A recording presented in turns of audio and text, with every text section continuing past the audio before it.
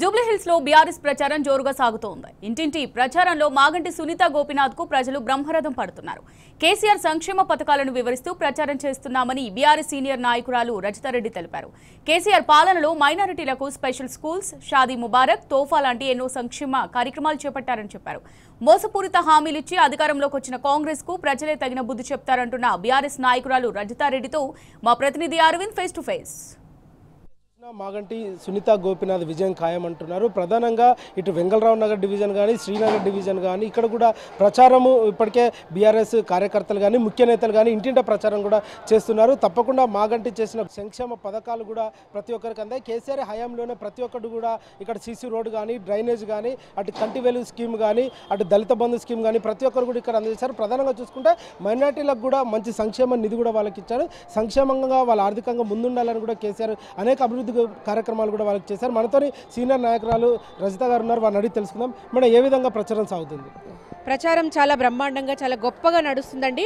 ఇంటింటికి BRS party నేతలను ఎంత సాదరంగా ఆహ్వానిస్తూ స్వచ్ఛందంగా మేము బీఆర్ఎస్కే వేస్తాము, అవుట్ రైట్ బీఆర్ఎస్ పార్టీకే ఉన్నాం మేమంతా అని చెప్పేసి చెప్పడం జరుగుతుంది.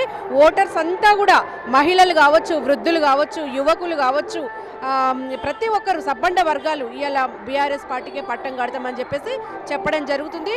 ఇలా జూబ్లీహిల్స్ మాదే సీటు, సిట్టింగ్ సీటు మాదే కాబట్టి తప్పకుండా మీకే వేస్తాము, ఇంకెక్కడ పోదు. కేసీఆర్ గారు ఉన్నప్పుడు ఎంత గొప్పగా సంక్షేమ పథకాలు అవలంబించిండు, ఎంత గొప్పగా బీఆర్ఎస్ పార్టీలో జూబ్లీహిల్స్ అభివృద్ధి చెందిందనేది మాగంటి గోపీనాథ్ గారి సమక్షంలో 10 ఏళ్ళు ఎంతగా అభివృద్ధి చెందిందనేది ఇలా ప్రజలు గుర్తు చేస్తుంటే చాలా సంతోషంగా ఉంది.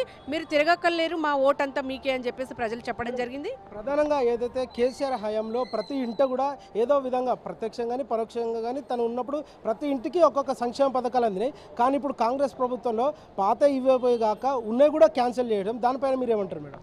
అయితే కేసీఆర్ గారు ఉన్నప్పుడు గడప గడపకి సంక్షేమ పథకం అందింది. కేసీఆర్ గారు సంక్షేమ పథకం అందని గడపే లేదని చెప్పడంలో అతిశయోక్తి లేదు. కాంగ్రెస్ వచ్చిన తర్వాత షాదీ ముబారకే కావచ్చు, కళ్యాణ లక్ష్మి కావచ్చు, సరిగ్గా పథకాలు అమలవుతలేవని చెప్పడమే కాకుండా కేసీఆర్ గారు రూపొందించిన అద్భుత పథకం కేసీఆర్ కిట్. కేసీఆర్ కిట్ ఎంత గొప్పగా పనిచేసింది అనేది యావత్ తెలంగాణ సమాజానికి తెలుసు. కాంగ్రెస్ పార్టీ రాగానే మొట్టమొదటిసారిగా కట్ చేసింది KCR kit. KCR kit cut చేయడం వల్ల పేద ప్రజలలో ఎంత ఆర్థిక సమస్యలు వచ్చినాయి, ఎంత ఇబ్బంది పాలైనరు. ఇప్పుడు ప్రభుత్వ ఆసుపత్రిలో అడుగు పెట్టాలంటేనే భయానక పరిస్థితులు నెలకొన్నాయి. ఇలా కేసీఆర్ గారు రూపొందించిన ఏ పథకం కూడా జూబ్లీహిల్స్ ప్రజలకే కానీ యావత్ తెలంగాణ సమాజానికి పేద ప్రజలకు ఎవరికి అందుతలేవనేది ప్రజలే చెప్తున్నారు. ఇలా కరెంటు ఉచితం అన్నాడు, 200 యూనిట్లు ఉచితం అన్నాడు.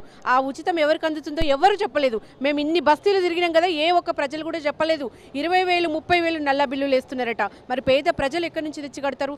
ఏ సంక్షేమం కూడా సరిగ్గా అందుతలేదని ప్రజలే చెప్తున్నారు మాకు. మేడం, ప్రధానంగా మైనారిటీస్కి కేసీఆర్ సార్ గారు ఏదైతే ఆర్థికంగా సామాజికంగా వాళ్ళు ముందు వరుసలో ఉండాలి అన్నట్టు కూడా కేసీఆర్ వారికి అనేక సంక్షేమ పథకాలు చేశారు. దాని గురించి మీరు ఏమంటారు మేడం? నిజంగా కూడా మైనార్టీలకు పెద్దపీట వేయాలి. తద్వారా మైనార్టీలు గొప్ప అవకాశాలు వస్తాయి. వాళ్ళు ముందుండాలి, ఆర్థికంగా సామాజికంగా రాజకీయంగా కూడా ముందుండాలని కేసీఆర్ గారు కలలు కన్నాడు. అట్లాగే ముస్లిం మైనార్టీ వెల్ఫేర్లు, మైనార్టీ తోఫా, ఈ కళ్యాణ లక్ష్మి, షాదీ ముబారక్, ఇవన్నీ అద్భుతమైన పథకాలు మైనార్టీల కోసమే పెట్టిండు. స్కూల్స్, మైనార్టీ స్కూల్సే కావచ్చు, అన్ని రకాలుగా మైనార్టీలకు అద్భుతంగా అందించిన ఘనత కేసీఆర్ గారిదే.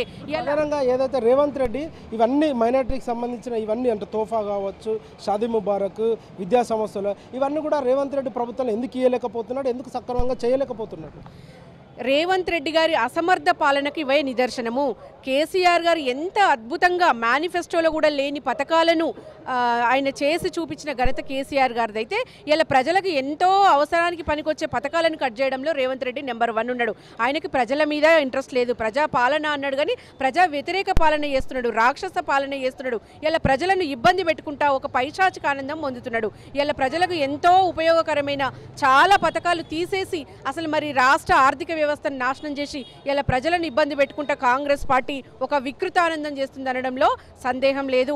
ఇలా జూబ్లీహిల్స్ ఓటర్లు బస్తీలలో తిరుగుతుంటే నిజంగా కాంగ్రెస్ పాలనలో ఎంత అట్టడుగు పోయినాం, ఆర్థిక వ్యవస్థ ఎంత క్షీణించింది, ఇలా ప్రజల దగ్గర పైసలే లేకుండా పోయినాయి, ఎటువంటి బిజినెస్లు నడవకుండా పోతున్నాయి, ఇలా ఏ రంగం చూసినా కూడా క్షీణించింది. ఇలా నిజంగా కూడా ప్రజలు చాలా 2 ఏళ్ల కాలంలోనే తెలంగాణ ఇంత వెనకబడిపోవడానికి కారణం కాంగ్రెస్ పార్టీయే.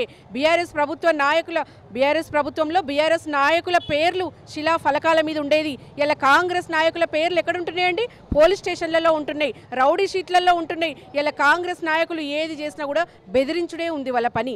ఇలా మీరు ఓటు వేయకుంటే సంక్షేమ పథకాలు ఉన్నాయి కూడా కట్ చేస్తా అని చెప్పేసి సీఎం గారే చెప్పడం జరిగింది. ఇలా ప్రజల సాక్షిగా నిన్న ఇంతమంది ప్రజలు చూస్తుండగా ఆ మాట అన్నడంటే దేనికి నిదర్శనం? ఇలా ఒక ప్రభుత్వ అంటే ఒక తండ్రి స్థానంలో ఉన్న సీఎం గారే అంత మాట అన్నాడంటే ఇంకా ఆయన కింద పనిచేసే మంత్రులే కానీ ఎమ్మెల్యేలే కానీ ఇంకెట్లా బిహేవ్ చేయాలనేది మనం ఆలోచించుకోవాలి.